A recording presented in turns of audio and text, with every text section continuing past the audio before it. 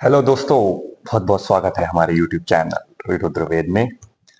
तो जैसे कि हमारी एक सीरीज चल रही है जिसमें हमने आपका एक वीकली प्लान यहाँ पर डिजाइन किया है। इसमें हम मंडे ट्यूसडे मतलब हर दिन आपको कौन सा वर्कआउट करना है वो बता रहे हैं। मतलब मंडे का अलग, ट्यूसडे का अलग, वेंसडे का अलग, थर्सडे का अलग, फ्राइडे अलग, सैटरडे अलग। तो यही वर्कआउट आपको कंटिन्यू करना है फिर नेक्स्ट वीक में। मतलब मंडे वाला फिर आप जब नेक्स्ट मंडे आएगा तब वो कंटिन्यू करेंगे, ट्यूसडे वाला जब नेक्स्ट ट्यूसडे आएगा तब कंटिन्यू करेंगे। ठीक है। तो ऐसे करके आपका एक पूरा एक ये वर्कआउट है और कुछ भी परमानेंट नहीं होता है। तो आप ये कुछ टाइम फॉलो करेंगे, लाइक से कि 2 से 3 मंथ्स आपकी बॉडी के हिसाब से आप, मैक्स। हाँ, सूट करेगा आपको।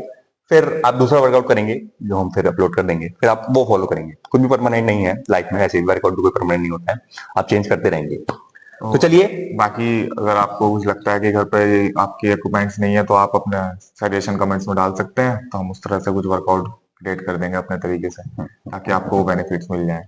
और वर्कआउट भी इस टाइप का है कि आपके पास अगर डंबल बारबल बेसिक चीजें हैं तो आप अपने आप ये घर पर वर्कआउट जाके कर सकते हैं। कर सकते हो। कोई बहुत ज्यादा स्पेसिफिक आपको मशीन्स की जरूरत नहीं मशीन्स की है। जरूरत नहीं है। कहीं पे भी कर सकते हो, आपके पास घर पे है तो घर पे, अगर आपको जिम में अच्छा लगता है तो आप चलिए। जिम में कर सकते हैं। चलिए फिर हाँ, शुरू करते हैं। शुरू करते हैं। चलिए, अब आप सब लोग अपनी आंखें बंद कर लीजिए और गुरु परशुराम का ध्यान कीजिए।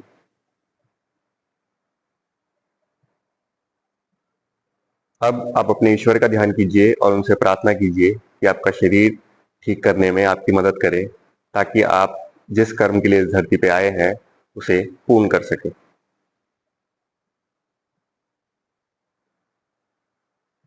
चलिए, सबसे पहला जो एक्सरसाइज हम स्टार्ट करते हैं वो है पुलअप्स, पुशअप्स, सॉरी पुशअप्स। तो पुशअप्स में सेम ये 2 बार है पुशअप्स इस वर्कआउट में। तो आपने क्या ध्यान रखना है कि अपने बॉडी को सबसे पहले तो एडजस्ट करना है। और ये पुशअप्स कैसा लगेगा आपको, देखो कुछ भी मूव नहीं होना है, बिल्कुल एक स्ट्रेट फॉर्म में बॉडी आपकी यहाँ पर लॉक कर लेनी है आपने। सिर्फ आपकी जो मसल्स मूव होगी, बॉडी नीचे जाएगी और ऊपर जाएगी। कोर स्ट्रेंथ भी यहाँ पे आपकी बिल्ड हो रही है, सिर्फ आपके शोल्डर्स ही बिल्ड यहाँ पर नहीं हो रहे हैं। तो शोल्डर्स आपने, पुशअप्स आपने ऐसे करने हैं। आपने ध्यान क्या रखना है यहाँ पर पुशअप्स में कि जब आप नीचे जाएंगे तो ब्रीथ इन करेंगे, जब आप ऊपर आएंगे ब्रीथ आउट करेंगे।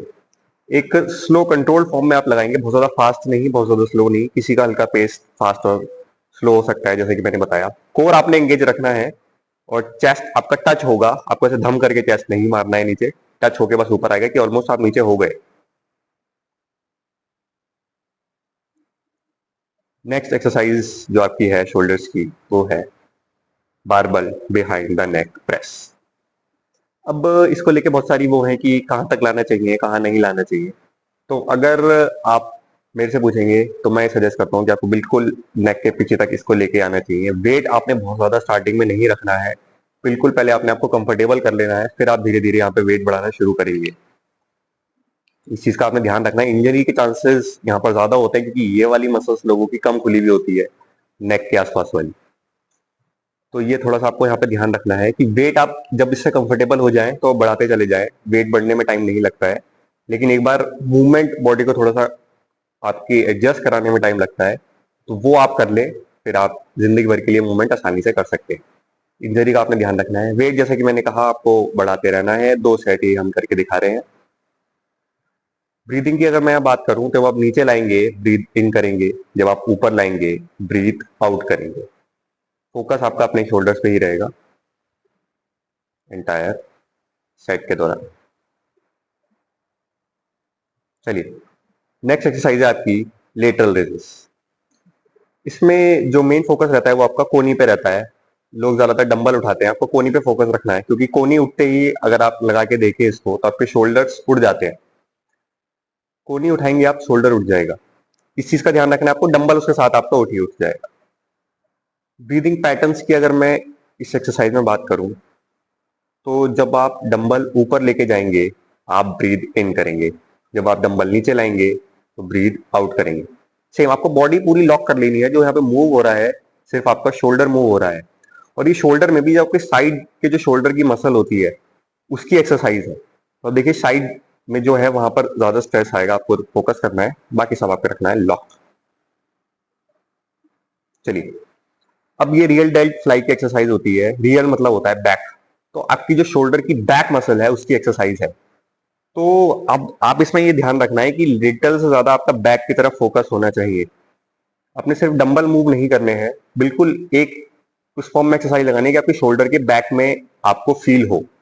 ये सब मैं इसलिए बता रहा हूं ताकि आप जब फोकस करो आप, तो आप उस मसल्स पे फोकस यहाँ पे कर सको, थोड़ा कनेक्ट कर सको, ताकि जब आप फ्लाई लगाओ तो वो मसल आपकी ट्रेन हो, आपका माइंड भी उधर जाए, तो उधर आप ज्यादा एनर्जी बेच पाओ।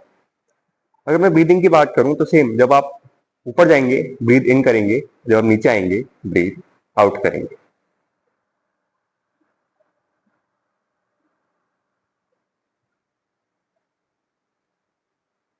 नेक्स्ट एक्सरसाइज जो लास्ट है हमारी, वो है बारबल श्रक्स।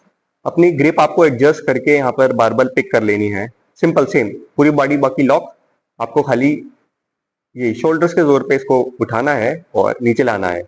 स्लो और कंट्रोल्ड फॉर्म में आपने एक्सरसाइज लगाने की, मसल बिल्डिंग वर्कआउट है और फोकस आपका रहेगा सेम आपके शोल्डर्स पर ही। शोल्डर्स और नेक जो एरिया होता है जो कनेक्टेड है, ये उधर आपके टारगेट करती है। ब्रीदिंग पैटर्न्स की अगर मैं इसमें बात करूं तो जब आप ऊपर जाएंगे ब्रीथ इन, जब आप नीचे आएंगे ब्रीथ आउट करेंगे। ग्रिप का आपने ध्यान रखना है, आपकी ग्रिप बहुत ज्यादा चौड़ी भी नहीं होनी चाहिए, बहुत ज्यादा ऊपर भी नहीं होनी चाहिए। ऑलमोस्ट अगर मैं बात करूं तो शोल्डर विड्थ के इक्वल इक्वल आपकी जो ग्रिप है वो यहाँ पर आती है।